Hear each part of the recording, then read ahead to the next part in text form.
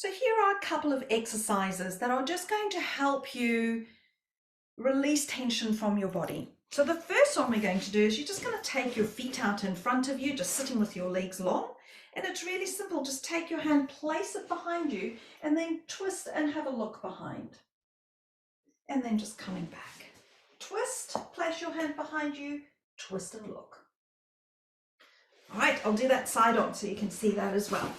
So all I'm going to do is I'm just going to put my hand behind me and I'm going to look over my shoulder, just enjoying that lovely stretch through my body, that nice twist, lots of beautiful sensations going on through there of my body, just opening and softening as I look behind me. So you'd be amazed how much that will calm you down.